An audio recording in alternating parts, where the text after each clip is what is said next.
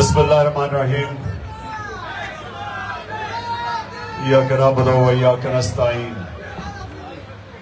میں آج آپ سب کو یہاں خوش آمدید کہتا ہوں میری افطاری پہ۔ میں پیر ماجد صاحب آپ کی اور آپ کی ٹیم کو سب کو آپ کو بھی خوش آمدید کہتا ہوں۔ ہمارا یہ جو افطاریوں کا مقصد یہ کیا، اس کے پیچھے کیا ہے؟ ایک تو آپ سب یہاں آئیں افطاری کریں، آپ سب کو مجھے موقع بھی ملتا ہے دیکھنے کا، ملنے کا، کیونکہ اتنا آسان نہیں ہوتا میرے لیے باہر نکلنا اور لوگوں سے ملنے کا۔ اب آرام سے سننا میری بات، چپ کر کے سنیے۔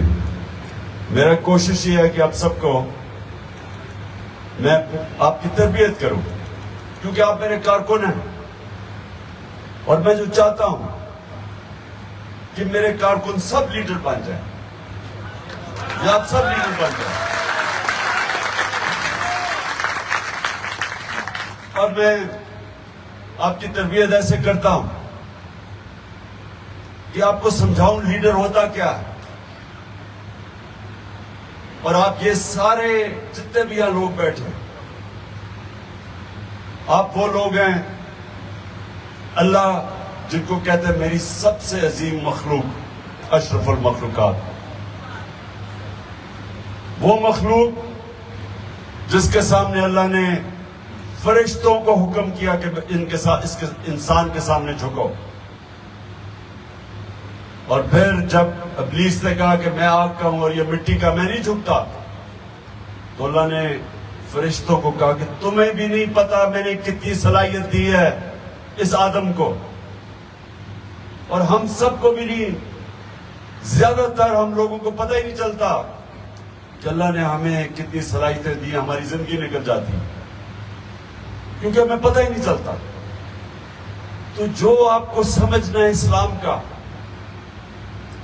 یہ جو اسلام جو میرے نبی صلی اللہ علیہ وسلم جنہوں نے قرآن کی گواہی دی اور ہمارے لیے وہ کتاب لے کے آئے جو ہمیشہ کے لیے ہمیں اس راستے پر لگانے کے لیے کتاب ہے، جس کے لیے آپ دعا مانگتے ہیں کہ اللہ، نماز جب پڑھتے ہیں کہ اللہ اس راستے پہ لگا جس راستے پہ تو نے نعمتیں بخشی انسانوں کو، یا وہ راستہ مانگ۔ 5 وقت کی نماز پہ صرف آپ ایک چیز مانگتے ہیں اللہ سے، وہ راستہ مانگتے ہیں آپ، اور وہ راستہ نہیں جو تباہی کا راستہ ہے۔ یاد رکھیں کہ ہمارے عام طور پہ لوگوں کو یہ نہیں پتا نماز میں وہ مانگتے کیا اللہ سے۔ 5 وقت کی نماز پڑھتے ہیں، سوچ کچھ اور رہتے ہو، اللہ سے توجہ ہوتی نہیں ہے۔ ہم ایسے کرتے ہیں جس طرح کوئی ہم بس ایک پوری کر رہے ہیں، ایک رسم پوری کر رہے ہیں۔ ہم یہ نہیں سمجھ رہے کہ یہ کتنی امپورٹنٹ چیز ہے آپ کے لیے، تو اپنے غور سے سمجھنا ہے آپ۔ جب آپ اللہ سے مانگتے ہیں کہ اللہ ان کے راستے پہ لگا جن کو تو نے نعمتیں بخشی، تو یہ سمجھ جائیں کہ جس کو اللہ نعمتیں بخشتا ہے وہ انسان، اس کی پرواز اوپر چلی جاتی ہے، وہ ایک عظیم انسان بن جاتا ہے۔ جو سب سے زیادہ اللہ نے نعمتیں بخشی تھی وہ آپ سب جانتے ہیں کہ میرے نبی صلی اللہ علیہ وسلم، وہ کیسے کہ کسی انسان کو اتنی عزت نہیں ملی، کسی انسان نے زمین پہ آ کے اتنے کارنامے نہیں کیے جو ایک انسان نے کیے۔ کسی انسانی تاریخ میں کوئی انسان کی اچیومنٹ وہ نہیں ہے جو میرے نبی صلی اللہ علیہ وسلم۔ تو ان کی زندگی، جب اللہ حکم کرتا ہے کہ ان کی زندگی سے سیکھو، ان کی سنت سے، ان کی شریعت سے، ان کے راستے سے، تو اللہ اصل میں تمہیں کہہ رہا ہے کہ اگر تم نے اوپر جانا ہے، عظیم انسان بننا ہے، تو ان کی زندگی سے سیکھو۔ اصل میں یہ ہے ہمارے نوجوان جو سوچتے ہیں بڑے بڑے خواب، تو وہ پڑھتے ہیں جناب بل گیٹس کیسے اتنا بڑا اس کی کتاب پڑھتے ہیں، اسٹیو جابز، یہ بڑے بڑے کامیاب لوگ ہیں، ان کی کتابیں پڑھتے ہیں کہ ہم بھی سیکھیں کہ وہ کیسے کامیاب ہوئے۔ میں جب اسٹوڈنٹ تھا تو میں کرکٹر بننا تھا تو میں بڑے بڑے کرکٹرز کے ان کی کتابیں پڑھتا تھا کہ وہ کیسے بڑے کھلاڑی بنے. تو اللہ جب آپ کو حکم کرتا ہے کہ ان کی زندگی سے سیکھو تو آپ کو اصل میں کہہ رہا ہے کہ اگر آپ نے عظیم انسان بننا تو ان کی زندگی کے اوپر عمل کرو, سیکھو. تو یہ یاد رکھیں کہ یہ آپ کے بھلے کے لیے ہے. آپ جب نبی صلی اللہ علیہ وسلم کی زندگی سے سیکھتے ہیں, ان کی سنت پہ چلتے ہیں تو آپ اپنا بھلا کرتے ہیں, آپ کی عزت بڑھ جاتی ہے معاشرے پہ, لوگ آپ کی عزت کرنی شروع کرتے ہیں اور آپ کی پرواز اوپر چلی جاتی ہے. اب یہ ہم کیسے, یہ تو میں نے اب بات کر دی, لیکن عملی طور پہ دنیا میں یہ کیا کب ایسا ہوا تھا؟ اب یہ میں آپ کو کہہ رہا ہوں کہ جو ان کے راستے پہ چلے گا وہ اوپر چلا جائے گا, وہ عظیم انسان, معاشرہ اوپر اٹھ جائے گا. تو یہ کیسے ہوا تھا؟ تو یہ تاریخ, اب میں آپ کو تاریخ بتا رہا ہوں. 622 13 سال کی نبی صلی اللہ علیہ وسلم کی تبلیغ کے بعد مشکل ترین وقت گزار کے 10 سال میں صرف 40 لوگ مسلمان ہوئے تھے. تو 13 سال کی مشکل تبلیغ کے بعد ان کی جب جان خطرے میں ہوتی ہے تو اللہ حکم دیتا ہے مدینہ چلے جاؤ, ہجرت کرو. اب یہ تاریخ ہے 622 وہ پہنچتے ہیں مدینہ, اور ابھی پہنچتے ہیں, ابھی غریب ترین حالات میں پہنچتے ہیں کیونکہ سب کچھ تو وہ چھوڑ آتے ہیں مکہ میں. تو جو مہاجر ہوتے ہیں وہ بڑے غریب ترین حالات میں رہ رہے ہوتے ہیں. تو 625 3 سال کے بعد جنگ بدر, تو 313 لوگ صرف جنگ بدر میں لڑنے والے ہوتے ہیں,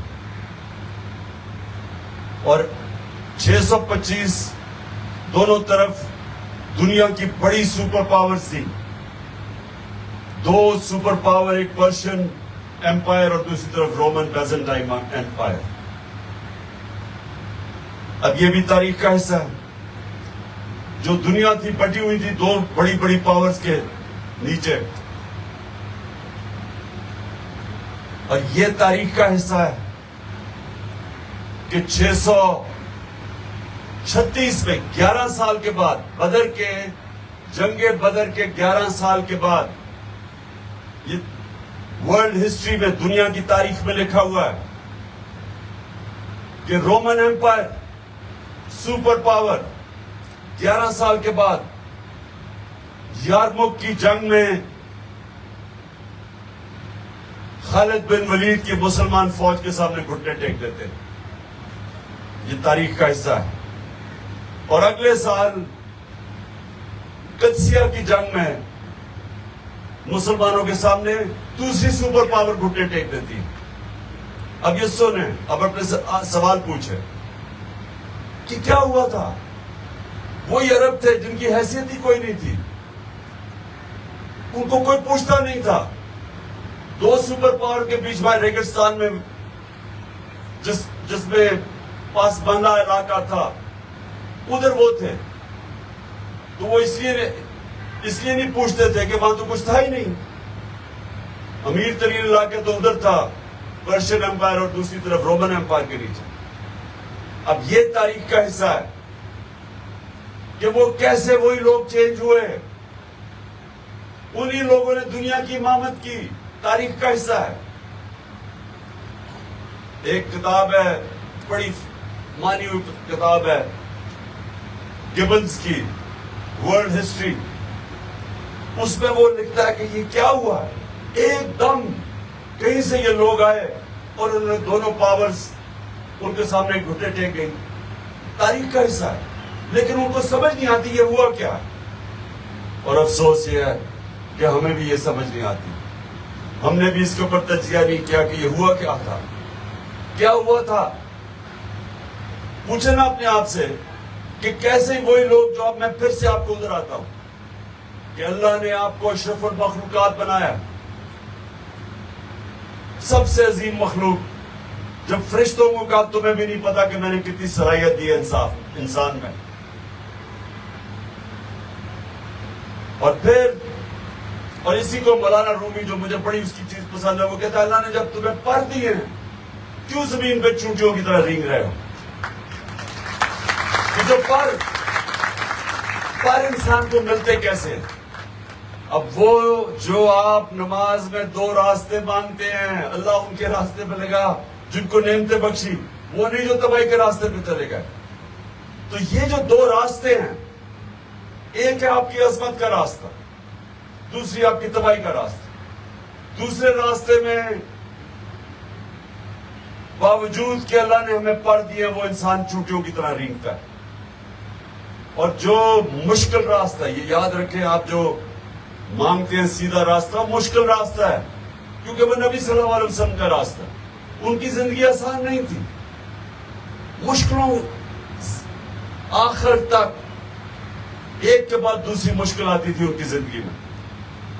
لیکن اللہ نے انسان کو بنایا کیسا ہے کہ جتنی وہ مشکلوں کا سامنا کرتا ہے انسان اور تکڑا ہو جاتا ہے. صرف ایک چیز ہے کہ جب تک انسان ہار نہیں مانتا، کوئی کوئی ہار اس کو ہرا نہیں سکتی. یہ بڑا ضروری ہے آپ کو سمجھنا.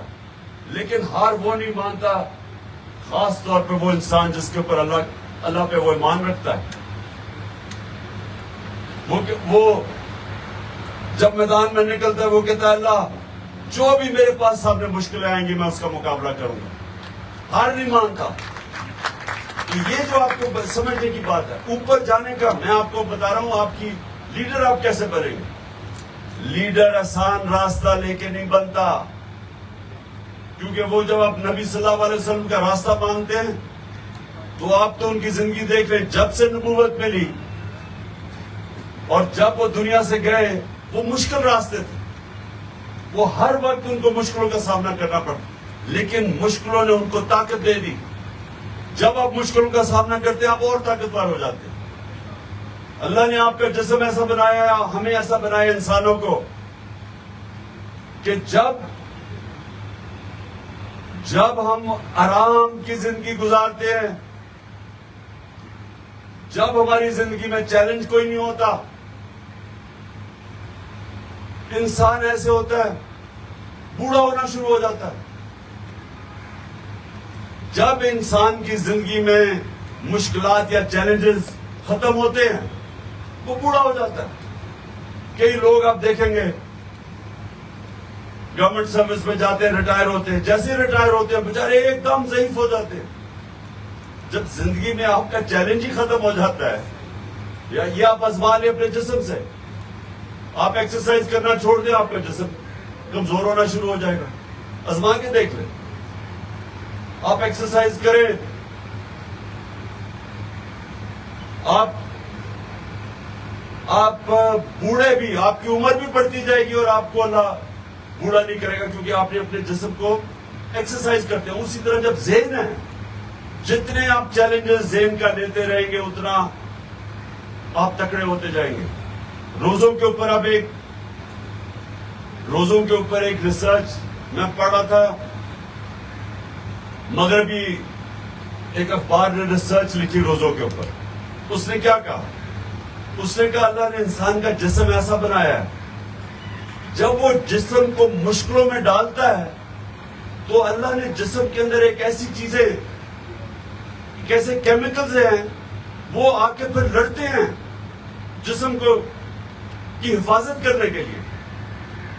جب ایک جسم آپ کا، جب آپ کھانا نہیں کھاتے تو جسم کو مشکل میں ڈالتے، آپ ورزش بھی کرتے کھانا نہیں کھاتے، تو اللہ نے جسم میں ایک ایسے کیمیکلز چھوڑے ہوئے ہیں جو نکل کے پھر لڑتے ہیں جسم کو بچانے کے لیے. اللہ نے جسم ایسا بنایا ہے تو جسم کو بچانے کے لیے وہ پھر پوری کوشش کرتے ہیں. اور وہ پھر آپ کی جس کو کہتے ہیں امیونٹی سسٹم، جو بیماریوں سے روکتا ہے آپ کو، وہ آپ کا امیونٹی سسٹم اور تکڑا کر دیتا ہے. تو روزوں کو یہ مغربی اخبار کہہ رہا ہے کہ اس کا فائدہ کیا ہے کہ وہ انسان کا امیونٹی سسٹم بہتر کرتا ہے، یعنی ہمیں بیماریوں سے بچاتا ہے. بجائے یہ سمجھے کہ ہم روزہ نہیں رکھیں گے، ہم کب کھانا نہیں کھائیں گے، ہم کمزور نہیں ہوتے. اصل میں جسم اندر سے مضبوط ہو جاتا ہے. اسی طرح آپ کا ذہن ہے، جب تک آپ اپنے آپ کو بڑے بڑے چیلنجز دیتے رہیں گے. جس طرح علامہ اقبال نے کہا کہ ستاروں کے آگے جہان اور بھی ہیں, ابھی عشق کے امتحان اور بھی ہیں. مطلب یہ کہ جب آپ ایک مرحلے پہ پہنچتے ہیں تو وہ رکتے نہیں ہیں, پھر اپنے آپ کو ایک اور چیلنج کرتے ہیں, پھر اور چیلنج کریں, اور انسان اور اوپر جاتا رہتا ہے. میں جب کھلاڑی تھا تو میں ٹیم میں آیا, 18 سال کا تھا, انہوں نے مجھے فیل ہو گیا, ٹیم سے نکال دیا باہر.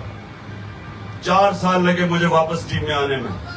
سن ایک منٹ, چپ. اس نے کہا کہ مجھے ٹیم سے نکال دیا, مذاق اڑایا میرا. میں واپس آیا, میں نے پھر اپنے آپ کو ٹارگٹ سیٹ کیا کہ میں ٹیم کا سب سے بہتر آل راؤنڈر بنوں گا. 2-3 سال کے بعد بن گیا. پھر میں ایک کچھ سنا نہیں, ابھی میں بات کی چھوڑ کر. اس کے بعد میں نے کہا پھر ایک اور ٹارگٹ سیٹ کیا کہ میں دنیا کا سب سے اچھا آل راؤنڈر بنوں گا. پھر اور محنت کرنی پڑی. وہ ایک چند سالوں کے بعد وہ بھی وقت آیا, میں بن گیا. پھر میں کپتان بن گیا. پھر میں نے کہا میں پاکستان کو دنیا کی ٹاپ ٹیم بناؤں گا. مسلسل اپنے آپ کو چیلنج بڑھاتا گیا, کبھی رکا نہیں کہ ہاں چلو جی اب تو میں بن گیا ہوں, چپ کر کے اب آرام کروں. دنیا میں یہ کوئی چیز نہیں ہے. اگر آپ نے جو اشرف المخلوقات, اللہ نے جو آپ کو طاقت دی, اگر وہ اس پہ پہنچ رہے ہیں تو مسلسل اپنے آپ کو چیلنج کرتے رہے. مجھے جب امن کا وقت آ جاتا ہے تو میں اپنے آپ سے پوچھتا ہوں کہ میں کیا غلط کر رہا ہوں, میری زندگی کیوں آسان ہو گئی ہے. میں اپنے سے سوال پوچھتا ہوں, اس کا مطلب میں کوئی غلط کر رہا ہوں کہ میری زندگی آسان ہو گئی.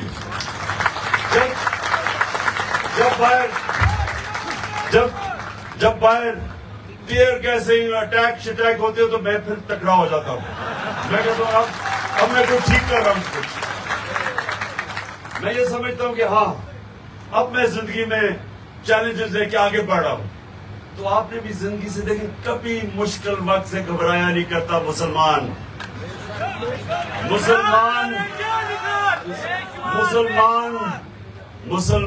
جب کہتا ہے لا الہ الا اللہ تو وہ ایک دعویٰ کرتا ہے کہ اللہ تیرے سوا کوئی نہیں ہے جھکنے کے قابل. بڑا دعویٰ ہے, لیکن ہوتا کیا ہے کہ وہ دعویٰ کر کے اور پھر کبھی پیسے کے بت کے سامنے جھک جاتا ہے, کبھی خوف کے بت کے سامنے, کبھی اپنی میں کے, اپنی انا کے سامنے جھک جاتا ہے. یہ سارے قسم کے یہ شرک ہے. جب آپ دعویٰ کرتے ہیں پھر آپ بہت بڑا ایک مشن کے سامنے آ جاتے ہیں, جو کہ وہ مدینہ میں نبی صلی اللہ علیہ وسلم نے ان لوگوں کو دنیا کی امامت کروائی, جن کی حیثیت یہ تھی انہوں نے دنیا کی امامت کی, اور یہ تاریخ کا حصہ ہے. کہنے کا جب آپ اللہ ہمیں حکم کرتا ہے کہ نبی کے راستے پہ چلو تو ہم سب وہ کر سکتے ہیں, لیکن ہمیں اس راستے پہ چلنا ہے جس کی 5 وقت کی آپ نماز پڑھتے ہیں کہ اللہ اس راستے پہ لگا. ہم کہتے ہیں اس راستے پر, دوسرے راستے پہ چل پڑتے ہیں. مانتے ایک راستہ ہے, چل جاتے ہیں دوسرے راستے پہ. تو جو راستہ ہے عظمت کا, یہ یاد رکھنا, آج بڑی خاص ایک رات ہے, اس میں دعا کرنا. جب نماز پڑھیں تو اور چیزیں نہ سوچنا, اپنا ذہن فوکس کرنا اللہ کے سامنے, اس سے مانگنا دل سے کہ اللہ مجھے وہ نبی کا راستہ چاہیے جو عظمت کا راستہ ہے, اور وہ راستہ نہیں جو ابھی قدم کا بات نہیں, اور دوسری طرف وہ راستہ نہیں ہے جو تباہی کا راستہ ہے کہ کہتے ہیں اللہ لا الہ الا اللہ اور ہر بت کے سامنے جھک جاتے ہیں. خوف کا. اچھا یہ سنو, جو لیڈر ہے نا, جو سب سے بڑی چیز یہ یاد رکھنا, جب آپ دعویٰ کرتے ہیں نا لا الہ الا اللہ, تو لیڈر کسی کے سامنے جھکتا نہیں ہے. بزدل آدمی لیڈر نہیں بن سکتا. اور دوسرا, نبی کی جو 2 سب سے بڑی صفتیں تھی, صادق اور امین, سچا اور امانت دار, سچا اور انصاف کرنے والا. یہ 3 صفتیں ہیں جس کے بغیر آدمی لیڈر نہیں بن سکتا, اور آپ نے سب نے لیڈر بننا ہے. اور آپ نے یہ یاد رکھنا ہے کہ صرف پرواز آزاد انسان کی ہوتی, غلام کی پرواز اوپر نہیں ہوتی. آزاد انسان صرف اوپر جا سکتا ہے. اچھا جی, اب ہم دعا کریں, سارے دعا کریں, کیونکہ روزہ کھل کے اذان سے پہلے ہاتھ اٹھاؤ کہ اللہ پاکستان کو وہ ملک بنا، وہ عظیم ملک بنا جو مدینہ کے ریاست کے اصولوں کے اوپر کھڑا ہو۔ اللہ پاکستان میں عدل اور انصاف قائم کرنے کی ہمیں ہمت دے۔ اور اللہ ہمارے ملک میں کوئی انسان جو بھی اس کا دین ہو، مسلمان ہو، ہندو ہو، سکھ ہو، مسیح ہو، جو بھی ہو، کوئی ہمارے ملک میں انسان بھوکا نہ سوئے۔ اور یہ خاص طور پہ پختونخوا اور قبائلی علاقے سے جو لوگ آئے ہوئے نا یہاں، میاں والی کے بھی